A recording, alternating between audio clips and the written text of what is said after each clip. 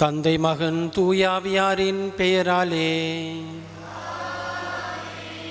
நம் ஆண்டவராகிய இயேசு கிறிஸ்துவின் அருளும் கடவுளின் அன்பும் தூயாவியானவரின் நட்புறவும் உங்கள் அனைவரோடும் இருப்பதாக. உம்மான்மாவோடும் இருப்பதாக. கடவுளின் பேரன்பு எல்லோருக்கும் சொந்தமானதென்றும் இயேசுவே மெசியா என்றும் அறிக்கையிடுகின்ற திருப்பலிக்கு நாங்கள் சமூகம் கொடுத்திருக்கின்ற வேளையில் ஆண்டவர் தாமே அவரது பேரன்பால் நம்மை நிரப்பிக் கொண்டு வருகின்றார் என்றும் அவருடைய திருமகன் இயேசு மெசியாவாக இந்த உலகத்திலே பாவங்களுக்கு கழுவாயானார் என்பதையும் பற்றி நாங்கள் சிந்திப்போம். மேலும் இன்றைய திருப்பலியூடாக அற்புதநாதன் ஜெகிசாந்தன் பிறந்தநாள் நன்றியாகவும், இறந்து போன Manuel Gnanaprakasam Annamma, Gnanaprakasam Joseph Rajan, George Stanislaus ஆகியோருக்கு நித்திய இளைப்பாற்றி கிடைக்கப்பெற வேண்டும் என்றும் ஜெபிப்போம். சகோதர சகோதரிகளை தூய மழை கொண்டாட நாம் தகுதி பெறும் பொருட்டு நம் பாவங்களை ஏற்றுக்கொள்வோம்.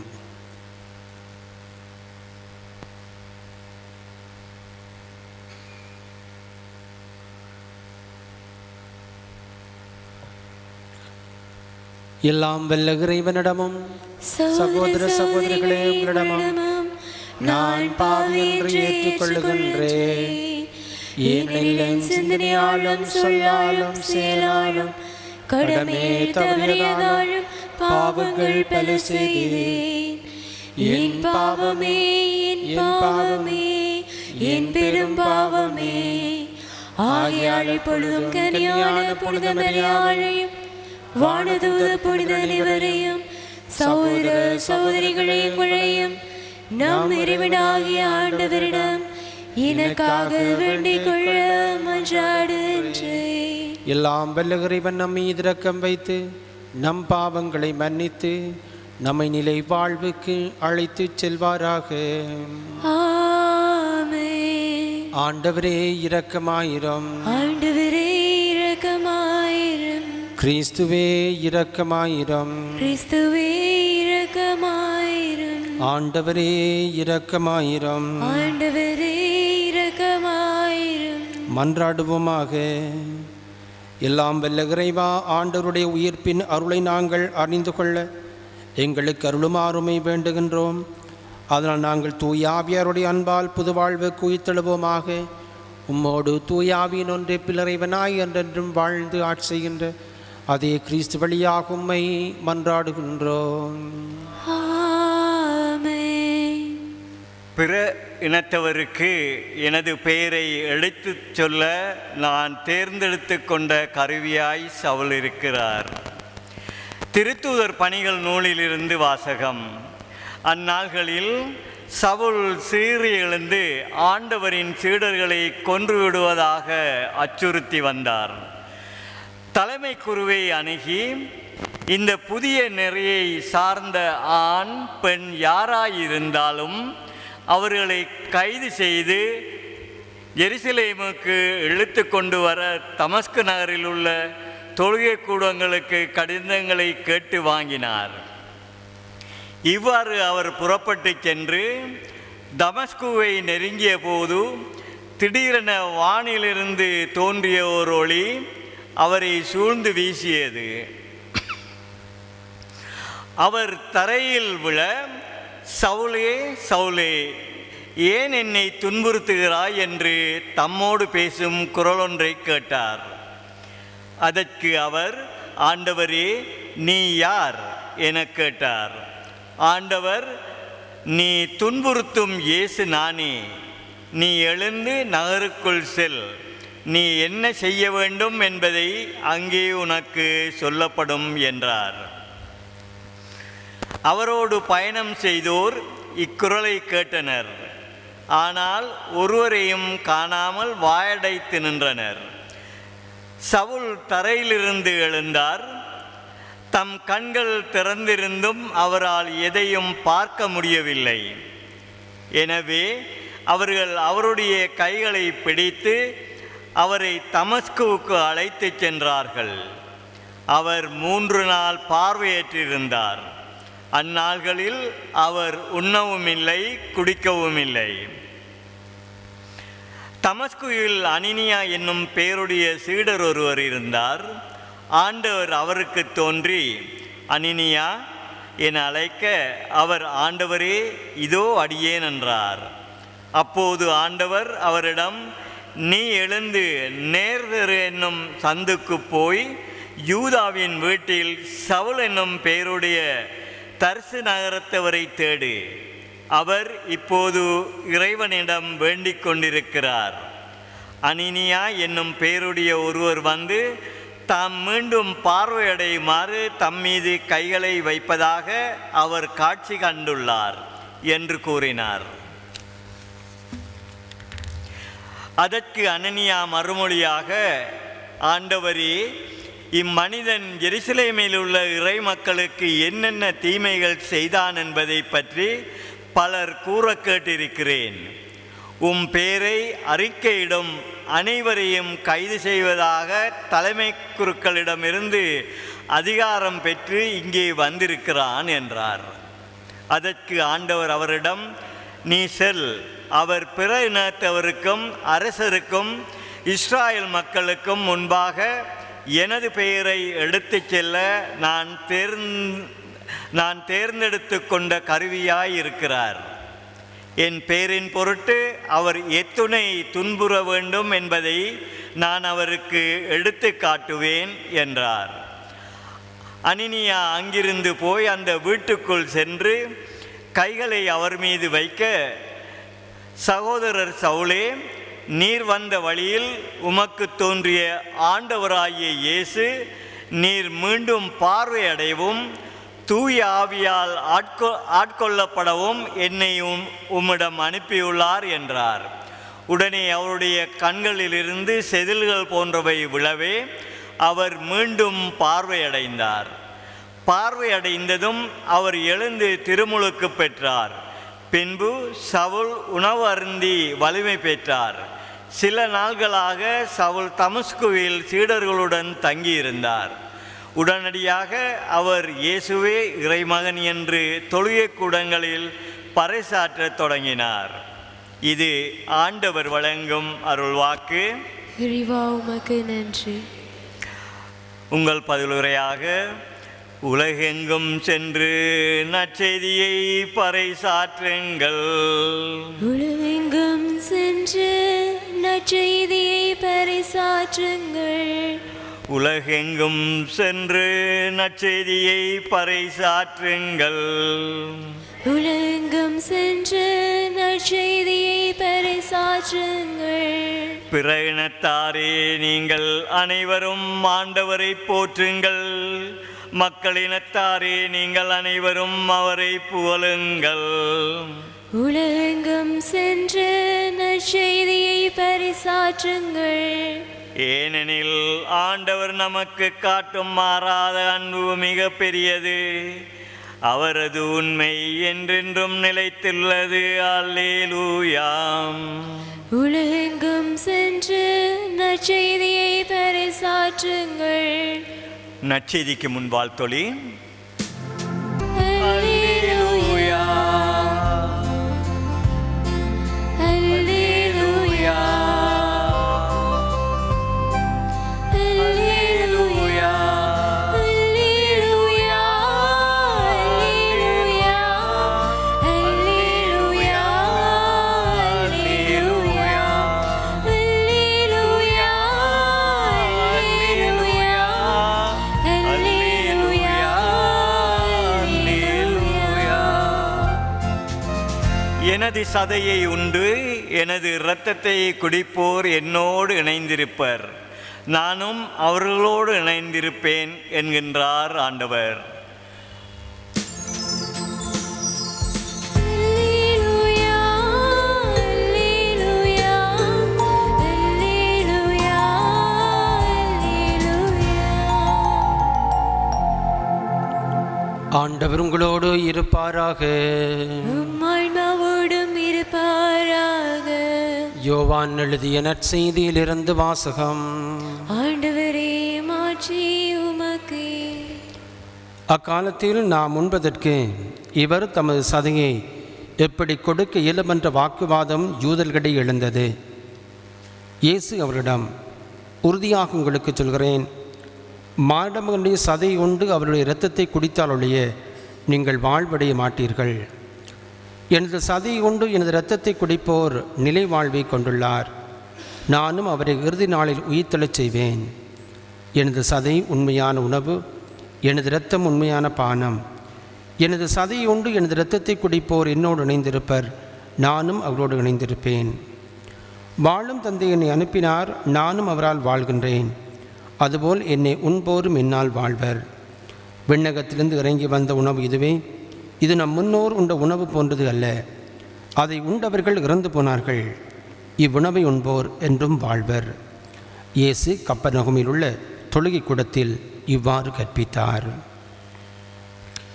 இது கிறிஸ்து வழங்கும் நற்செய்தி. கிறிஸ்துவே உமக்கு புகழ்.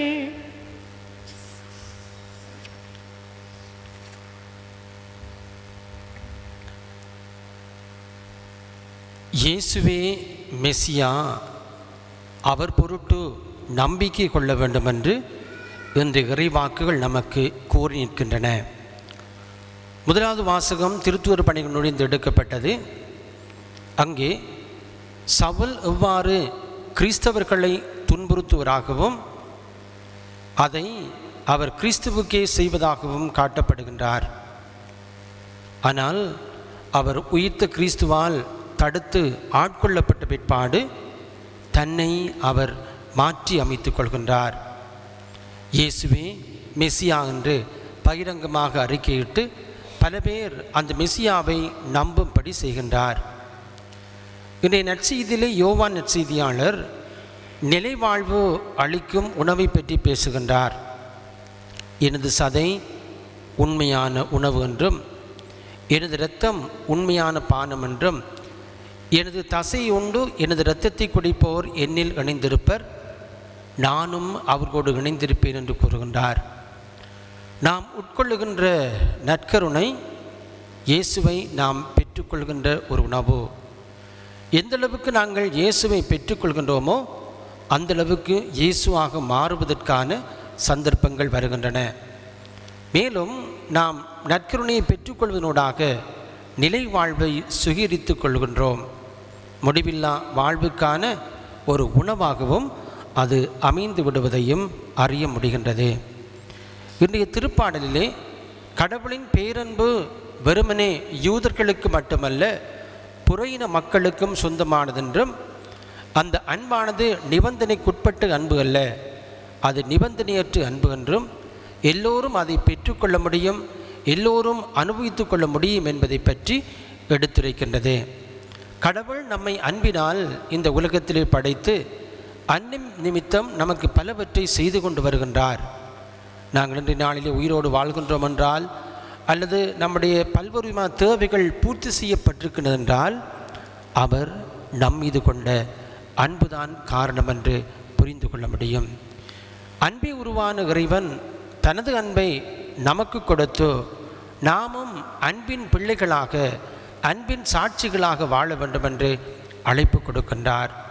அவருடைய அன்பு களங்கமற்ற அன்பு, தூய்மையான அன்பு, கரையற்ற அன்பு.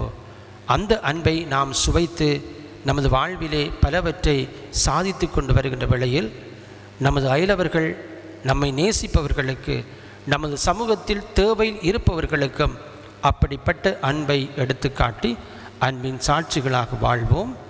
ஆமீன்.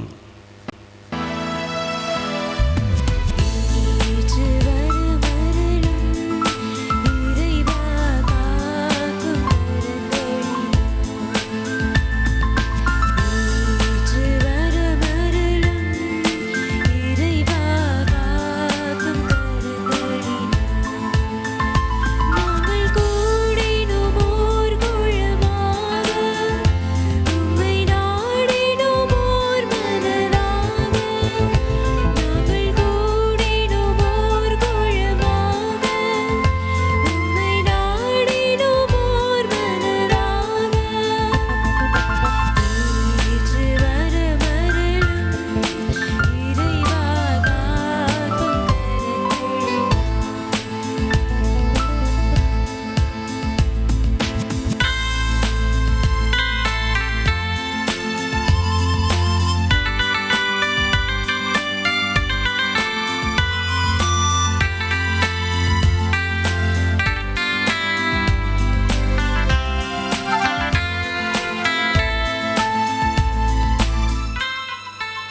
சகோதர சகோதரிகளே, உங்களுடையதும் என்னுடையதுமான இப்பலி எல்லாம் வல்ல தந்தையாய் இறைவனுக்கு ஏற்றதாகும்படி மன்றாடுங்கள். நம் ஆண்டவர் தமது திருப்பேரின் புகழ்ச்சிக்காகவும் மாட்சிக்காகவும் நமது நன்மைக்காகவும் புனித திரு அவை நினைத்த நலனுக்காகவும் உமது கையிலுள்ள திருப்பலியை ஏற்றுக்கொள்வாராக. ஆண்டவரை காணிக்கைகளை கனிவுடன் புனிதப்படுத்தியுள்ளமை வேண்டுகின்றோம். இந்த ஆன்மீக பலியின் காணிக்கை ஏற்று எங்களை உமக்கு நிலையான கொடையாக மாற்றுவீராக. எங்கள் ஆண்டவராகிய கிறிஸ்து வழியாக உம்மை மன்றாடுகின்றோம். ஆமென். ஆண்டவர் உங்களோடு இருப்பாராக. உம் ஆன்மாவோடும் இருப்பாராக. இது எங்களை மேலே எழுப்புங்கள். ஆண்டவரிடம் எழுப்பியுள்ளோம். நம் இறைவனாகிய ஆண்டவருக்கு நன்றி கூறுவோம். அதுவே தகுதியும் நீதியும் ஆனது. ஆண்டவரே, காலத்தில் உம்மை புகழ்ந்துரைப்பதும் எல்லாவற்றுக்கும் மேலாக எங்கள் பாஸ்காவாகிய கிறிஸ்து பலியான சிறப்பான காலத்தில் உம்மை இன்னும் மிகுதியாக வாழ்த்தி போற்றுவதும் மெய்யாகவே தகுதியும் நீதியுமாகும். எங்கள் கடமையும் மீட்புக்குரிய செயலுமாகும். கிறிஸ்து எங்களுக்காகினும் தொடர்ந்து தம்மை கையளித்து திருமணிடையராது பரிந்து பேசி எங்களை பாதுகாத்து வருகின்றார். பலியானவர் இனிமேல் இறக்க மாட்டார். கொலை செய்யப்பட்டவர் என்றும் வாழ்கின்றார். ஆகவே பாஸ்கா மகிழ்ச்சி பொங்க அனைத்துலகின் மாந்திர நிபுணர் மக்களுக்கினர் அவ்வாறு ஆற்றல் மிக்கோரும் அதிகாரம் கொண்ட தூதர்களும் உமது மாட்சிமையை புகழ்ந்து முடிவின்றி சொல்வதாவது: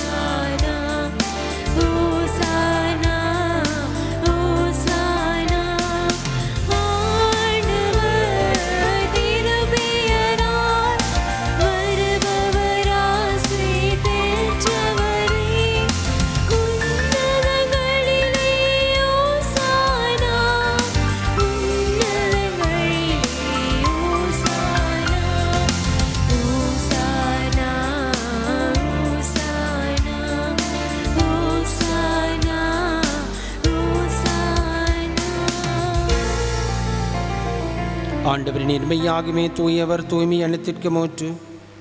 ஆகவே உம்முடைய ஆவியை பொழிந்தை காணிக்களை தூய்மைப்படுத்தவே வேண்டுகின்றோம். இவ்வாறு எங்கள் ஆண்டவர் இயேசு கிறிஸ்துவின் உடலும் இரத்தமாக எங்களுக்கு இவை மாறுவனவாக. அவர் பாடுபட உளம்கிழந்து தம்மை கையளித்த போது அப்பத்தை எடுத்து நன்றி செலுத்தி அதை பெற்று தம் சிடர்களை கழித்து கூறியதாவது: அனைவரும் இதிலிருந்து பெற்று உண்ணுங்கள், ஏனெனில் இது புதிய நிலையான இது உங்களுக்காக கையளிக்கப்படும் என் உடல்.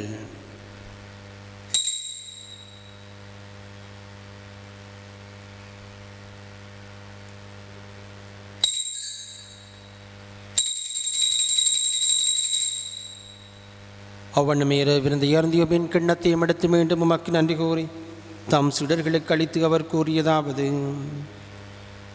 அனைவரும் இதிலிருந்து பெற்று பருகுங்கள், ஏன் இது புதிய நிலையான உடன்படிக்கைக்குரிய என் இரத்தத்தின் கிண்ணம். இது பாவ மன்னிப்புக்கென்று உங்களுக்காகவும் பலருக்காகவும் சிந்தப்படும். இதை என் நினைவாக செய்யுங்கள்.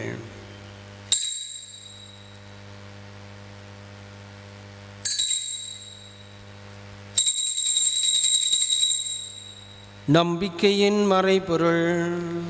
ஆண்டவரே, நீர் வருமளவும் உமது இருப்பினை அறிக்கையிடுகின்றோம், உமது உயிர்ப்பினையும் எடுத்துரைக்கின்றோம்.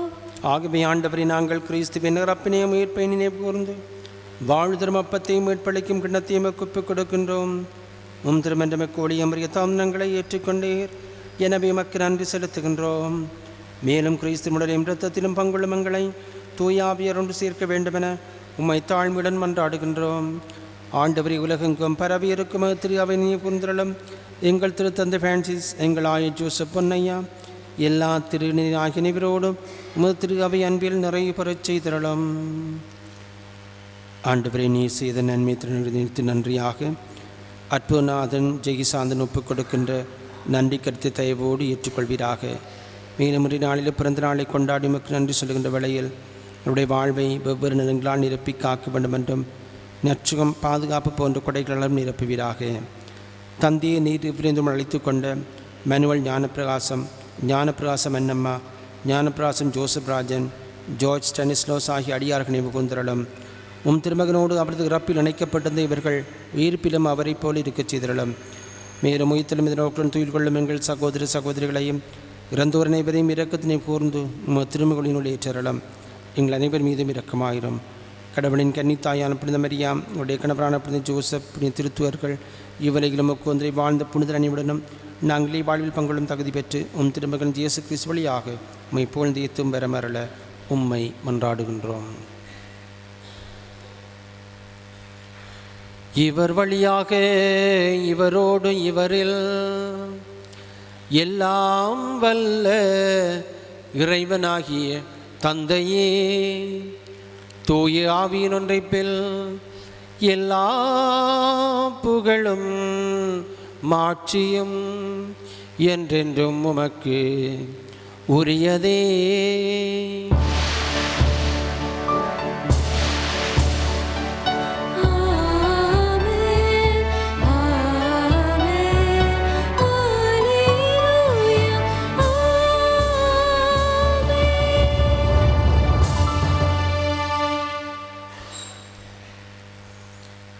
மீட்பரின் கட்டளையால் கற்பிக்கப்பட்டு இறை படிப்பினையால் பயிற்சி பெற்ற நாம் துணிந்து சொல்வோம். விண்ணுலகில் இருக்கிற எங்கள் தந்தையே, உமது பெயர் தூயது என போற்று பெறுக. உமது ஆட்சி வருக. உமது திருவுளம் விண்ணுலகில் நிறைவேறுவது போல மண்ணுலகிலும் நிறைவேறுக. எங்கள் அன்றாட உணவை இன்று எங்களுக்கு தாரும். எங்களுக்கு எதிராக குற்றம் செய்வோரை நாங்கள் மன்னிப்பது போல எங்கள் குற்றங்களை மன்னியும்.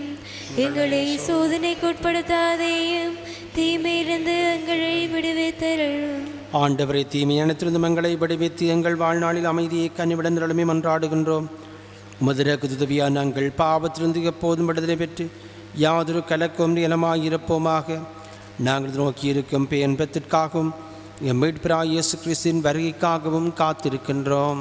ஏனெனில் ஆட்சியும் வல்லமையும் ஆட்சியும் என்றென்றும் உமது. ஆண்டவரே இயேசு கிறிஸ்து, அமைதியை உங்களுக்கு விட்டுச் செல்கின்றேன், என் அமைதியை உங்களுக்கு அளிக்கின்றேன் என்று திருத்துதர்களுக்கு மொழிந்தீரேன்.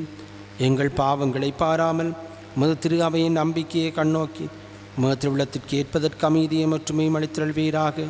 என்றென்றும் வாழ்ந்து ஆட்சியினவன் நீரே. ஆண்டருடைய அமைதி உங்களுடன் இருப்பதாக, ஆன்மாவோடும் இருப்பதாக.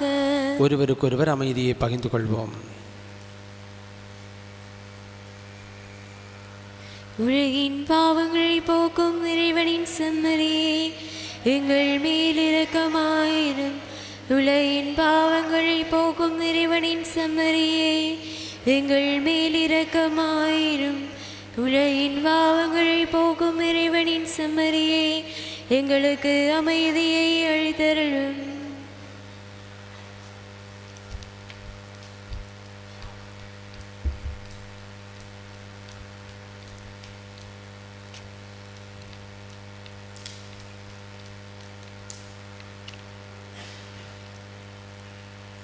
இதோ இறைவனின் செம்மறி, இதோ உலகின் பாவங்களை போக்குபவர். செம்மறியின் விருந்துக்கு அழைப்பு பெற்றோர் பேறு பெற்றோர். ஆண்டவரே, நீர் என் இல்லத்தில் எழுந்தருள நான் தகுதியற்றவள். ஆனால் ஒரு வார்த்தை மட்டும் சொல்லியருளும், எனது ஆன்மா நலமடையும்.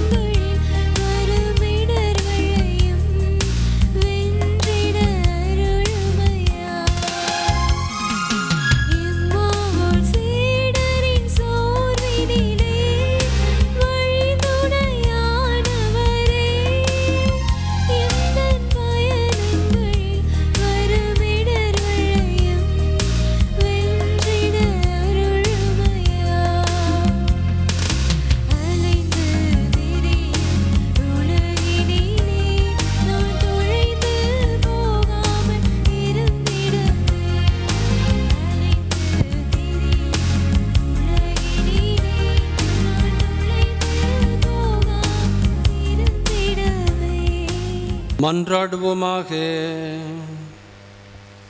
ஆண்டவரையும் தூய மறைவுகளின் கொடைகளை பெற்றுக்கொண்ட நாங்கள் உம்மை பணிவுடன் வேண்டுகின்றோம். அதனால் தமது நினைவாக நாங்கள் செய்யுமாறு திருமகன் கட்டளையிட்டமை எங்களை அன்பின் வளர்ச்சிக்கு இட்டுச் செல்வனவாக எங்கள் ஆண்டவராகிய கிறிஸ்து வழியாக உம்மை மன்றாடுகின்றோம். ஆண்டவர் உங்களோடு இருப்பாராக. எல்லாம் வல்ல இறைவன் தந்தை, மகன், தூயாவியார் உங்களை ஆசீர்வதிப்பாராக. சென்று வாருங்கள், திருப்பலி முடிந்தது. இறைவனுக்கு நன்றி.